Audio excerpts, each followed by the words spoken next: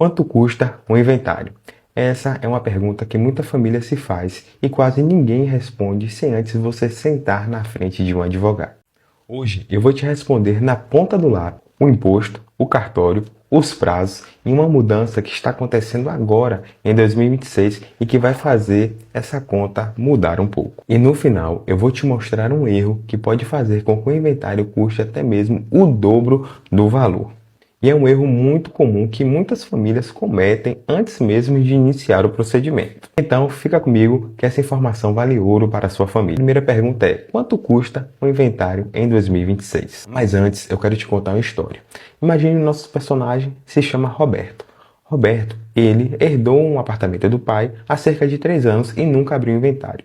Agora apareceu uma chance dele vender esse imóvel e ele precisa abrir um inventário. Procurou um advogado e foi surpreendido com a notícia que tinha uma multa a pagar. E essa multa ficou altíssima. Pois é, quanto mais você demora para abrir o inventário, maior o custo. E essa história vai servir para explicarmos cada etapa deste vídeo também. Para iniciarmos o cálculo do quanto você vai gastar no inventário, é preciso dividirmos em bloco. Nesse primeiro bloco, vamos tratar sobre o imposto. O imposto é o imposto de transmissão causa-mortes. Nesse imposto ITCMD, em alguns estados, a alíquota ainda é fixa, mas em outros já é progressiva. Com a alíquota fixa de 4%, um bem de R$300 mil, você vai pagar 12 mil só de imposto. Mas atenção, com a reforma tributária, o imposto passará a ser obrigatoriamente progressivo e chegar até mesmo em uma alíquota de 8%.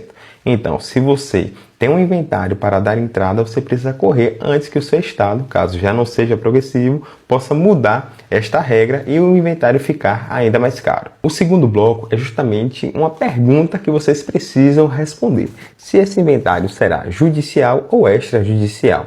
Qual é a diferença?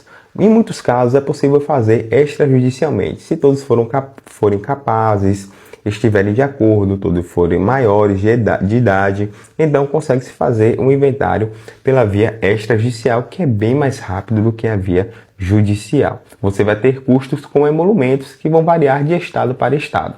Se for judicial, tem um outro problema, que é a depreciação dos bens. Por exemplo, se vocês não estiverem de acordo, há uma briga entre vocês vão ter custos judiciais, vão ter que pagar mais de um advogado, que cada um vai estar representado por um advogado da sua confiança.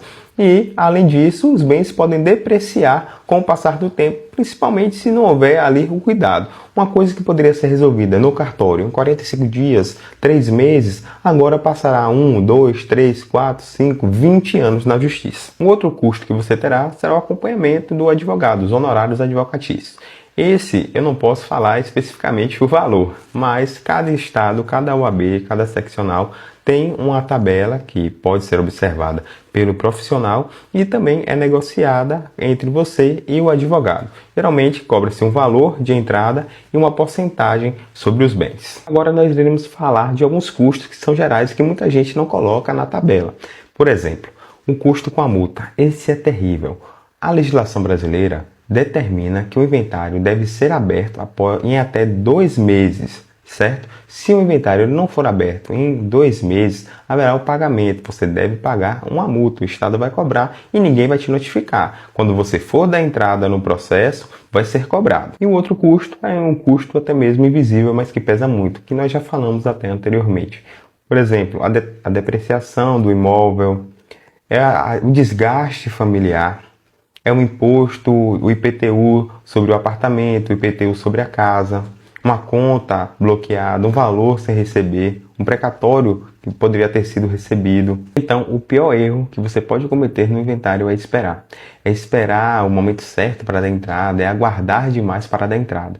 Porque a legislação vai mudando, o imposto pode aumentar, os bens podem se deteriorar, você pode ter que gastar para cuidar desses bens sem conseguir dispor, sem conseguir vender. Então, quanto antes, é preciso que você abra o inventário. Então, se esse vídeo te ajudou, compartilha com quem precisa, com quem está com dúvida acerca de como abrir o inventário. Curte, comenta, compartilha e deixe nos comentários se você está precisando, se tem alguma dúvida, se o seu inventário está parado, se deu entrada, como é que foi, se você conseguiu resolver, tá certo? Meu nome é Eric Samuel, sou advogado especialista e estou aqui para auxiliar vocês.